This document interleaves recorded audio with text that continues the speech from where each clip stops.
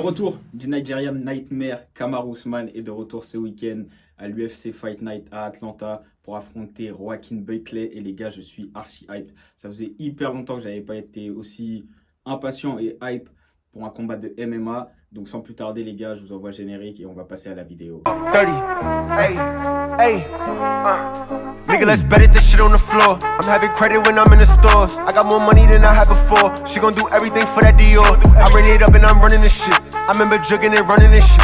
Watch how you hold it, it's one in the head. Stay with it, can't be running this shit. Bad bitch asking for money and shit. Hey, but that's not my baba. Rich bitch do tricks like Tada. If it smoke, get burned like gravel. They ain't flexing, I ain't heard nothing about them.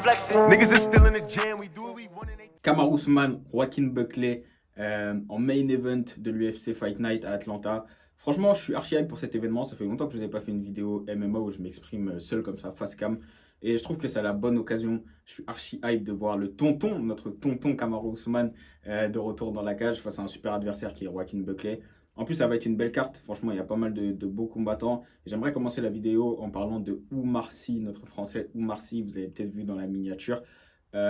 Qui vient ce soir affronter le 15e light heavyweight de l'UFC, Alonzo Menifield. Et pour moi, là, ce combat, il va être hyper important pour Oumar parce que ça va être un combat statement. Pour moi, Oumar, il est favori et il va pas falloir seulement qu'il gagne, il va falloir qu'il tabasse, qu'il chicote Alonzo Menifield. Mais comme il faut, qu'il le chicote comme il faut, pour plusieurs raisons. Déjà, des dynamiques hyper inversées. Oumar, il est invaincu pour l'instant. Il était blessé, normalement le combat il était booké pour mars, mais ça n'a pas pu se faire en mars parce qu'il avait une blessure au pied ou à la cheville, je ne sais plus.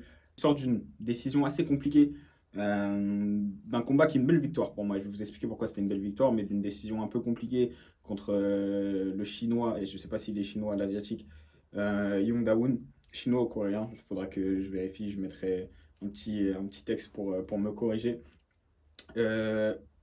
Assez disputée mais hyper encourageante en vrai sa victoire à la décision parce que je sais pas pour vous mais moi je suis assez fan des gros prospects comme ça MMA qui sont invaincus mais qui n'ont pas que des finishes à leur actif parce que sans dire que c'est facile d'être invaincu, déjà il faut monter dans la cage et battre les mecs, mais un gars qui a que des finishes, le jour où il va affronter un mec vraiment fort et qui perd, ben on va se dire au final c'était une fraude. Alors que là Oumar, on l'a vu qu'il a été testé quand même par son adversaire, il a pris des énormes patates. Je me souviens, il prend un contre à un moment plein fer. Vraiment, il prend une patate. Je me demande comment il tombe pas KO. Donc, on a vu qu'il avait un gros menton. Il a travaillé sa lutte. Il a travaillé sa boxe. Il me semble qu'il s'est blessé durant le combat. Donc, ça fait qu'il n'a pas pu être à 100% de ses capacités. Mais il a fait quand même il y a eu de l'adversité. Il a fait quand même une belle prestation. Et pour moi, c'est hyper encourageant dans le sens où, bah, à son âge surtout et à son niveau où il est à l'UFC et dans sa carrière, pour son développement, c'est un combat qui est hyper important dans le sens où bah voilà, il va apprendre à gagner dans le dur.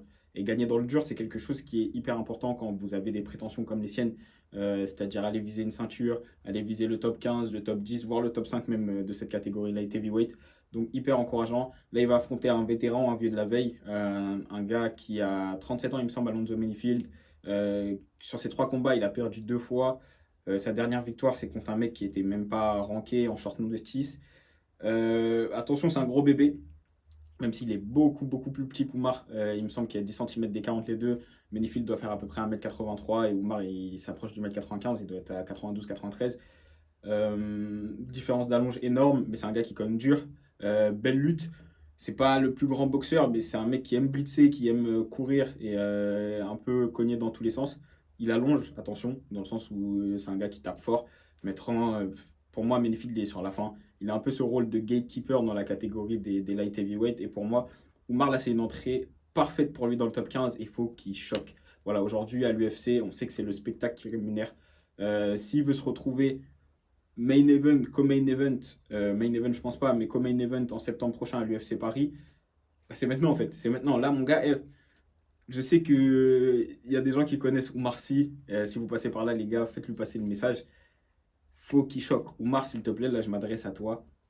Choque-le, choque-nous, choque-les, choque tout le monde. Montre qui est Oumar Sy dans cette catégorie light heavyweight et montre tes intentions.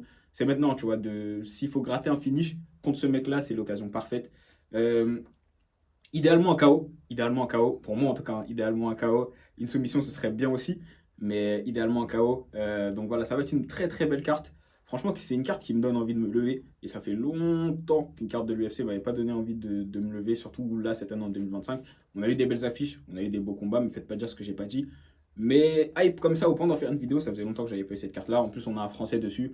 Donc je vous invite à aller regarder. Et Oumar, on est à fond derrière toi. Et là, voilà, la mission top 15, là, elle commence maintenant. Et il faut choquer. Faut choquer, Oumar. Faut choquer. Faut que tu le chicotes. Pour de vrai, faut qu'il lui casse la gueule.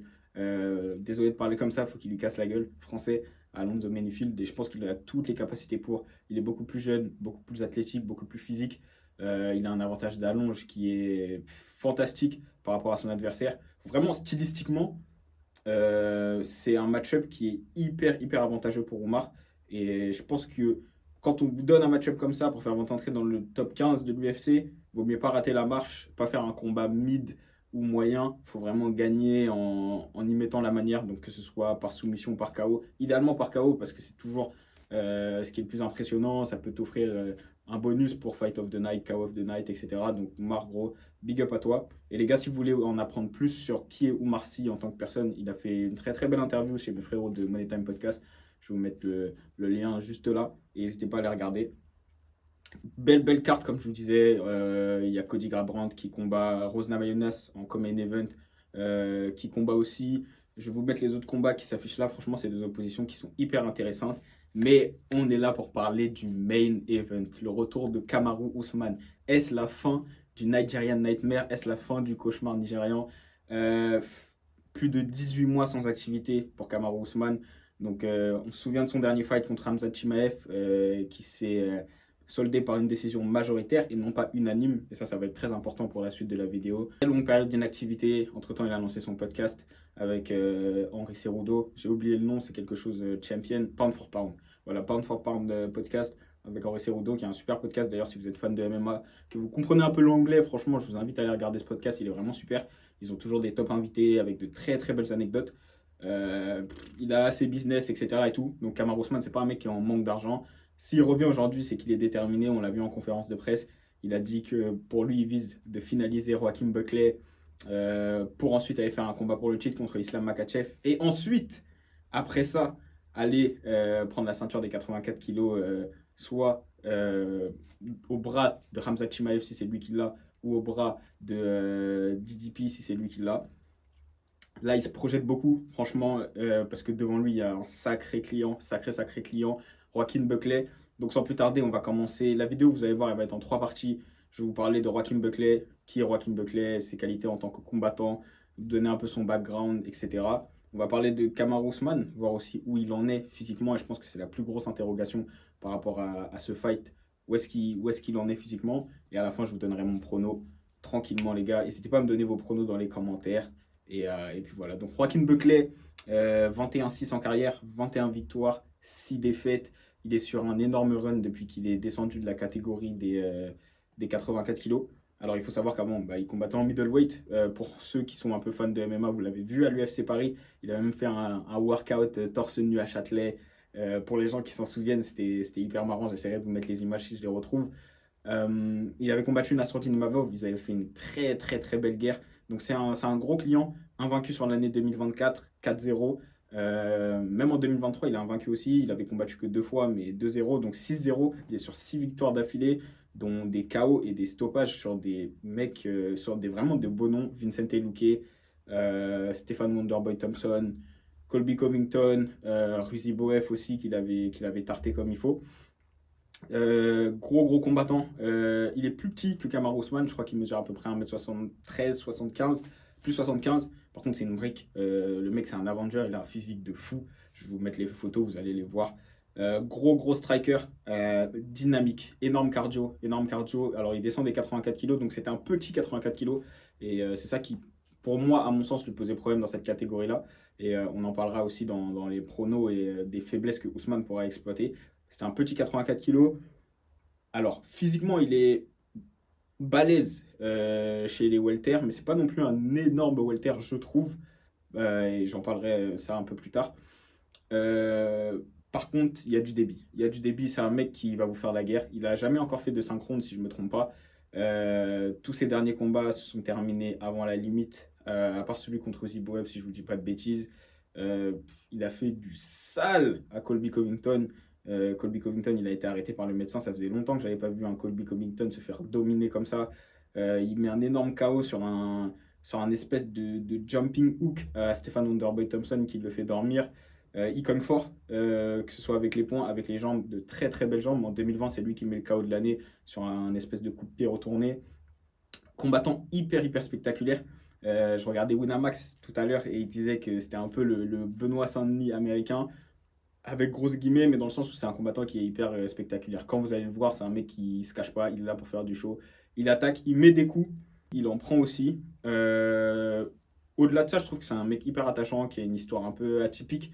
Comme je vous l'ai dit, un gars hyper sympa. Il était venu à Paris. Ici, il était parti se mélanger à la population. Quand ESPN l'avait suivi, il avait fait des workouts, comme je vous disais, haut pas haut, plein Châtelet, mais vraiment place carrée, torse nu, pareil sur les Champs-Élysées. Franchement, c'est un mec qui est assez drôle. On l'a vu encore une fois en conférence de presse, ou même quand il a fait le face-off avec Ousmane, il était hyper excité d'être face à Kamaru Ousmane et il l'a même pas caché. Souriant, bon gars. Et franchement, les bookmakers l'annoncent favori et c'est mérité dans le sens où si on prend les dynamiques des deux combattants sur le papier, on a un combattant qui a 6 ans, voire 7 ans de moins que son adversaire, qui est en pleine bourre, qui est sur 6 victoires d'affilée, dont beaucoup de finishes contre des anciennes légendes de la KT. Franchement, Dana White à Buckley, il lui a dit ok, tu descends des 84 kilos, toi ta mission, tous les vieux là, les vieux briscards qui traînent, les Thompson, les Colby Covington, les Vincente Luque, etc., tu les tartes. Ben, il est parti, il a fait la mission, il les a tous tartés. Mais tartés, sale. Il leur a fait un boulot monstre. Au-delà de ça, comme je vous l'ai dit, si on prend vraiment les deux dynamiques, il est ultra favori aujourd'hui, annoncé ultra favori. Sportivement, ça peut se comprendre, dans le sens où il est dans la force de l'âge. Il est beaucoup plus jeune. Sur ses derniers combats, il a montré de très belles choses. Il a aussi montré une grosse évolution dans son fight IQ, dans le sens où avant, c'était un mec qui allait beaucoup à la guerre.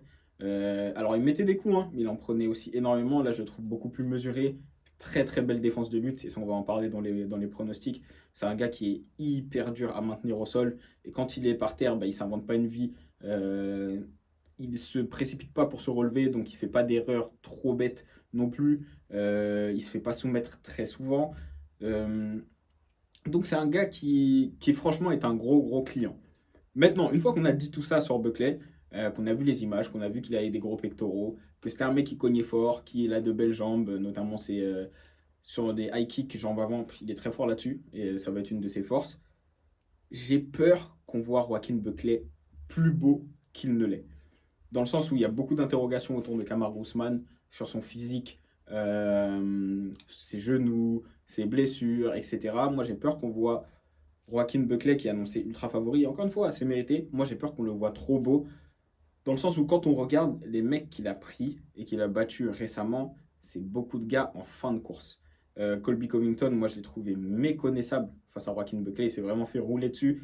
Alors oui, ça restait Colby Covington, donc il y allait à l'envie. Il prend un KO technique, mais c'est parce que c'est arrêt du médecin. Il ne se fait pas vraiment mettre KO. Je pense qu'il aurait pu aller jusqu'au bout. Le combat est en synchrone, mais ça arrête au 3e round. J'ai trouvé un Colby Covington qui était lent, qui m'avait l'air, j'allais dire faible. Faible, le mot est fort, mais méconnaissable. C'était pas le Colby d'habitude. C'était un Colby vachement sur le déclin. Et je pense que déjà, son histoire avec Jorge Masvidal, son agression dans le restaurant, etc., je pense que ça l'a marqué plus qu'il ne le laisse transparaître. Et il s'est fait casser la gueule. Hein. Il s'est fait casser la gueule. Il n'y a pas d'excuse, mais j'ai trouvé Colby méconnaissable. Stephen Wonderboy Thompson, c'est un gars qui est vieux. Il est vieux, Thompson. Il ne pouvait pas rivaliser avec la puissance. Vincente Luque, pareil. Il sortait de grosses blessures. Il revient, il tombe sur un Buckley qui a les dents qui rayent le parquet, qui cogne dur, qui est dans son prime physique, hein, il faut le dire. Buckley, c'est vraiment un animal. Je dirais le seul combat où on peut se dire, ok, là, il y a quelque chose, c'est contre Uziboev. Attention, je n'enlève pas ses victoires. Colby Covington, il faut aller le taper. Wonderboy Thompson, il faut aller le taper. Mais moi, j'ai peur qu'on le voit un peu trop beau. Dans le sens où Buckley, il a perdu 6 fois. Dans les 6 fois, il a quand même pris 4 KO. Le dernier en date, c'est contre Chris Curtis, si je ne vous dis pas de bêtises. Et Chris Curtis, c'est un gars qui, physiquement, a les mêmes prédispositions un peu que Buckley. C'est un animal physique aussi.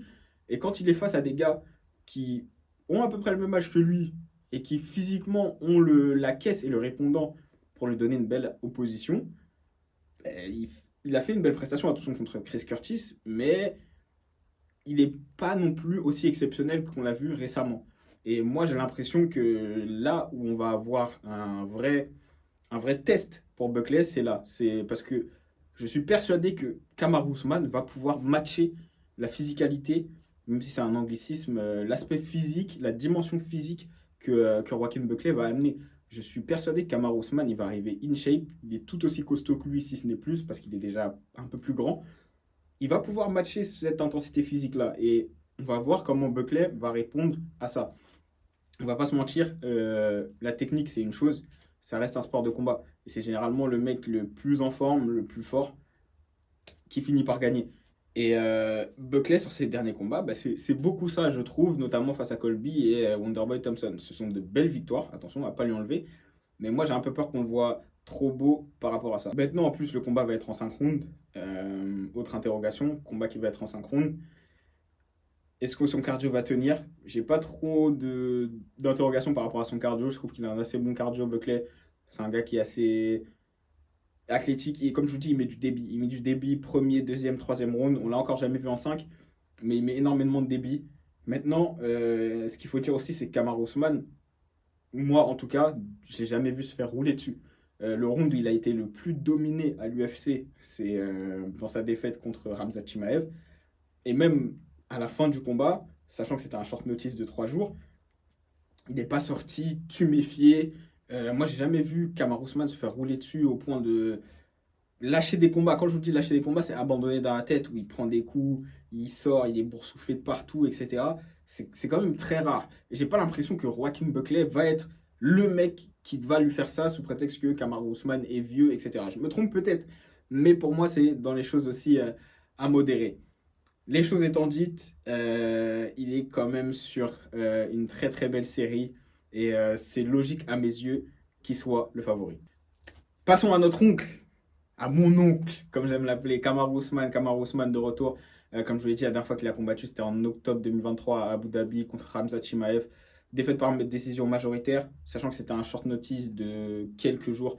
Il faut savoir que je crois que c'est Jorge Masvidal qui disait ça, qu'à quelques jours du combat, il avait vu Kamaru Usman en boîte de nuit, quand même. Pour vous dire un petit peu dans quel état de shape il était avant d'aller affronter Khamzat. Combat qu'il perd assez logiquement. Il est sur 3 défaites d'affilée, donc 2 face à Leon Edwards, le fameux headshot dead qu'on connaît dans leur deuxième combat.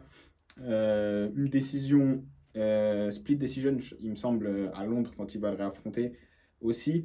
Mais pareil, comme je vous le disais, c'est pas des sorties où j'ai trouvé Kamaru Usman ridicule. Le combat contre Leon Edwards, qui est leur deuxième combat, il prend le KO à la fin, après avoir fait une très belle prestation quand même de MMA. C'est un KO, les gars. Franchement, l'autre, il a sorti la batte de baseball. Je pense que 95% des humains sur le terre le prennent. Tu prends un clean shot comme ça, pleine tête. Qu'est-ce que tu veux faire? Dans le deuxième combat, il est tombé sur un Leon Edwards ultra préparé, qui avait vraiment pas mal de réponses au game plan de Kamaru Usman. Et moi, j'ai trouvé très craintif aussi. Je pense que c'était un peu trop tôt pour revenir, surtout après avoir pris un KO comme ça. Mais bon, c'est l'orgueil du champion. Mais même dans ce combat-là, bah, avec du recul, je n'ai pas trouvé un Kamaru Usman ridicule. Il ne s'est pas fait marcher dessus par Leon Edwards. Il perd, certes, parce que Leon Edwards propose plus de choses et Kamaru Usman n'en fait pas assez pour récupérer sa ceinture. Le combat contre Khamzat Chimaev, il est noyé au premier round. Mais noyé au premier round, j'ai envie de vous dire, contre Khamzat, rares sont les gars qui n'ont pas été noyés au premier round. Maintenant, si on prend les faits, même à ce moment-là, tout le monde pensait qu'il était un peu washed. Problème de genoux, machin, etc. Personnellement, dans le combat contre Khamzat, j'ai pas vu ça. Dans le troisième combat contre Leon Edwards, j'ai pas vu ça. Il a pris énormément de low kick, etc. Si les jambes auraient dû lâcher, elles auraient lâché. Je l'ai pas trouvé aussi emprunté physiquement que ce que les gens veulent faire croire ou faire paraître. Il s'est fait dominer, certes, mais il s'est pas fait soumettre. Quand je vois ce que Khamzat Chimaev a fait à... comment il s'appelle, l'Australien là, Whittaker, Robert Whittaker, Rob Whittaker.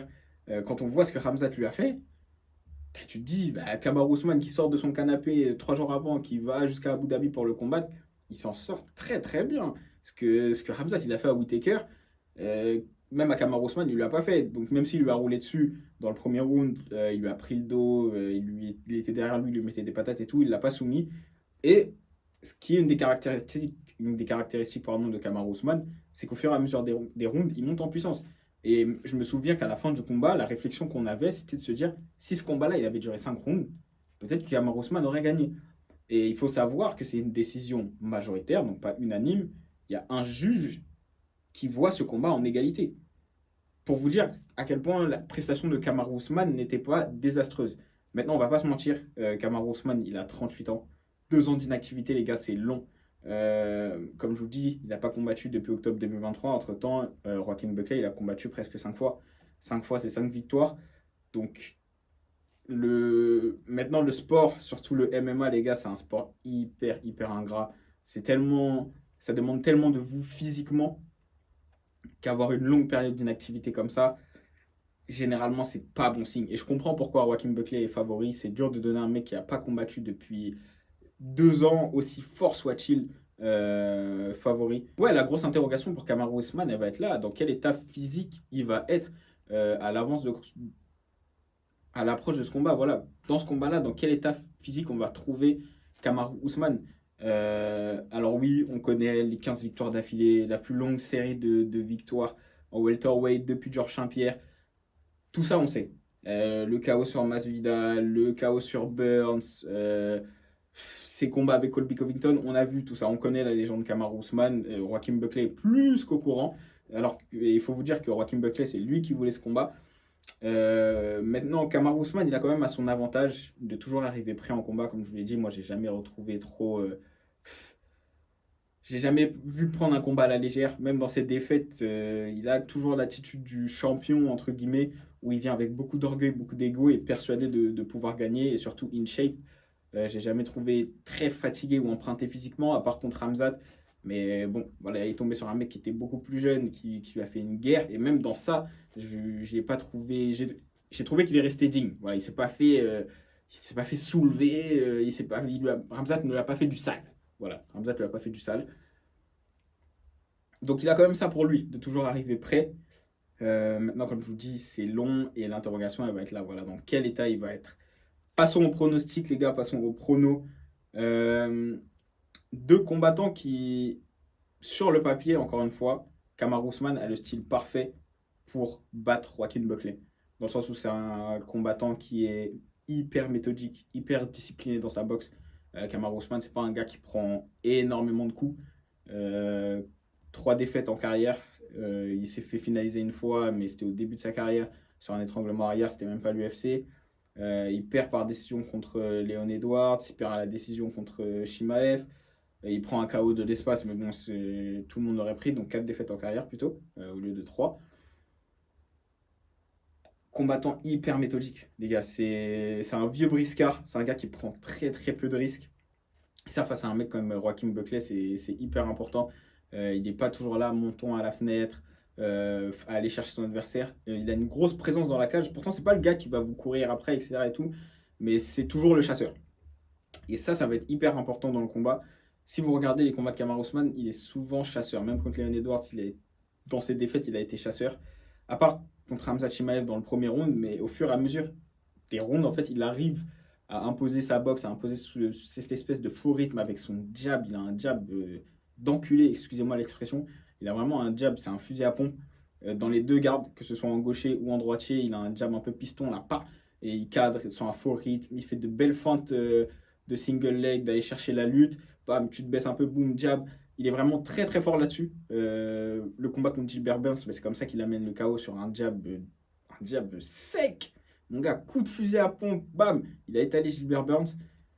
Donc ça, va falloir capitaliser dessus. Maintenant, est-ce qu'il a le physique, encore une fois, la caisse, après 2 ans d'absence pour pouvoir imposer ça?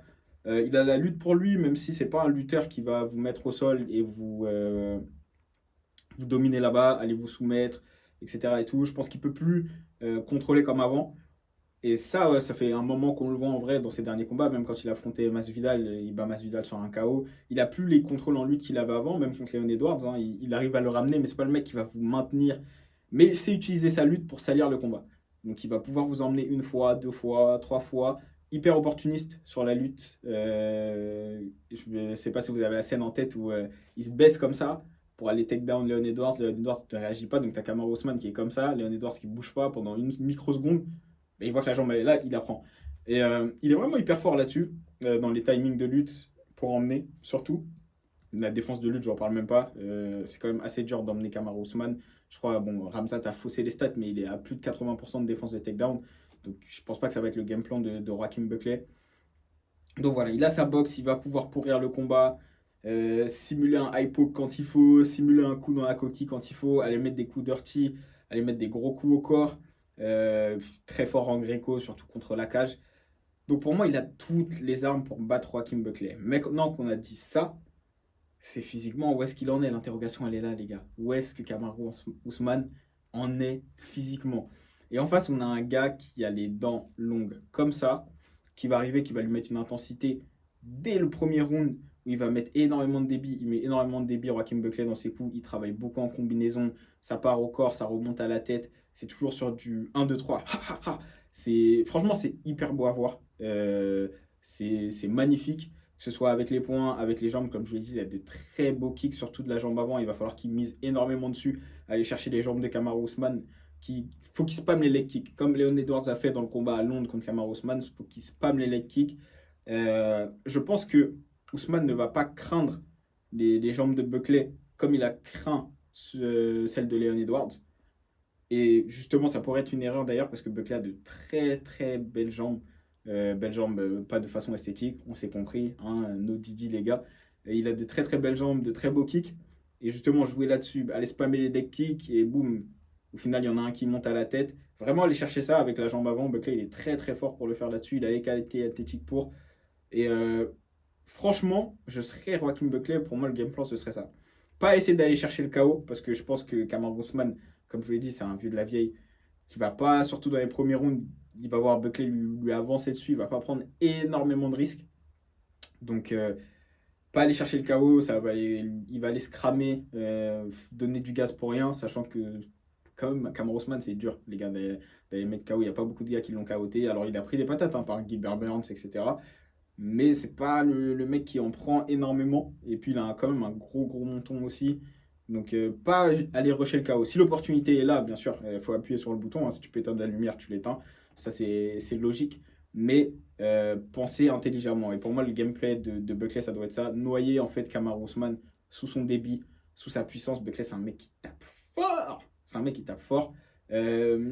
Alors, il éteint, mais il se fait éteindre aussi. Mais il éteint. C'est un mec qui tape fort. Même si j'ai du mal à le voir mettre Kamaru Usman KO avec les poings. Là où il peut capitaliser, c'est aussi sur quand Kamaru Usman l'amène au sol, se relever très vite, ou toutes les phases de sortie de clinch, là, vous voyez, où il y a un peu de temps mort, où ça se lâche, boum, rentrée direct, tac, tu m'as lâché, bam, patate, je te rentre dedans. Et Buckley, je pense qu'il peut faire ça. Donc vraiment, mettre la pression à Kamaru Usman. Surtout, la clé pour Buckley, c'est d'imposer son rythme à lui et de ne pas subir le faux rythme de Kamaru Usman, où en fait tu te fais doucement chasser, tu prends des jabs, etc. et tu as du mal à poser ta boxe. Il faut que ce soit le rythme de Buckley dès les premiers rounds s'il veut espérer quelque chose. Et franchement, s'il arrive à faire ça, il va poser de gros problèmes à Kamaru Usman et pourquoi pas un KO. Mais comme je vous l'ai dit, voilà, l'analyse purement stylistique, entre guillemets, est terminée. Passons au prono. Je vois quand même Kamaru Usman gagnant parce que, comme je vous l'ai dit sur le papier, pour moi, il a toutes les capacités pour battre Joaquin Buckley. Ça va être un combat qui peut rendre facilement très chiant. J'ai du mal à voir Kamaru Usman finaliser Buckley, à part si clean shot, hein, les gars, personne n'est à l'abri de prendre un mauvais coup. S'il a le clean shot, Kamaru Usman, c'est un mec qui cogne dur, hein, quand même. Il cogne dur, et des KO, il en a mis. Voilà, j'ai du mal à le voir finaliser Buckley, en tout cas debout. Ça m'étonnerait, même si Buckley, comme je vous l'ai dit, prend des KO. Hein. Kevin Holland lui avait fait du sale aussi. Ouais, je vous l'ai dit, Chris Curtis aussi le met KO sur un contre, alors que Buckley dominait le combat, il met un kick, bam, il prend un contre du gauche, ça dort. Donc attention à ça aussi, parce que Kamaru Usman, il cogne très lourd. Il peut mettre KO avec les mains, donc faire attention à ça, pas foncer tête baissée vers Kamaru Usman. Mais je vois quand même une victoire de Kamaru Usman à la décision au bout de 5 rounds, où il va faire, voilà, imposer son rythme et peut-être relancer la machine Nigerian Nightmare. Je ne sais pas s'il est en capacité aujourd'hui de battre Islam Makhachev. On va le découvrir samedi. Mais voilà les gars, c'était ma petite vidéo sur le retour de Kamaru Usman. Franchement, j'étais tellement hype, il fallait que je vous fasse une vidéo. Si vous avez kiffé, n'oubliez pas, liker, commenter, partager à mort les gars, partagez à fond, abonnez-vous. Si ceux que ça intéresse, venez sur le TikTok Les Rêveurs Podcast. Je serai en live samedi soir pour regarder le combat avec vous. Envoyez-moi des DM aussi sur Insta si vous voulez que ça se passe sur Insta, Les Rêveurs Podcast tout attaché. Et puis voilà, on se retrouve à la prochaine vidéo. Droppez dans les commentaires les gars, s'il vous plaît, droppez dans les commentaires votre pronostic pour le game. Je sais pas où j'ai dit le game, je suis toujours en mode basket. Droppez votre pronostic pour le combat. Franchement, moi, ça m'intéresse de ouf. Venez discuter avec moi sur toutes les plateformes, les gars. Déjà, merci à ceux qui donnent la force. Même si je sais que... Merci à ceux qui donnent la force. Je ne veux même pas m'étendre. Merci à ceux qui donnent la force. Franchement, je reçois des messages, les gars, ça me choque. On ne se connaît même pas, mais vous faites kiffer de ouf. Et c'est ça qui me fait continuer le podcast. Franchement... moi, ça me fait kiffer de vous faire du contenu. N'hésitez pas à aller checker les interviews de combattants MMA. On a fait Shekin Abilolo récemment qui combat au PEF. L'interview avec Jory qui est toujours disponible. Avec Aboubakar Bachili, Boulox, toujours disponible. Donc les gars, n'hésitez pas à aller checker ça. Nos autres interviews aussi. Venez vous abonner, abonnez-vous en masse. Et on se retrouve à la prochaine. Peace.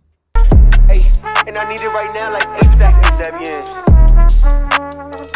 Hey, hood fade. So many games, this ain't the world up.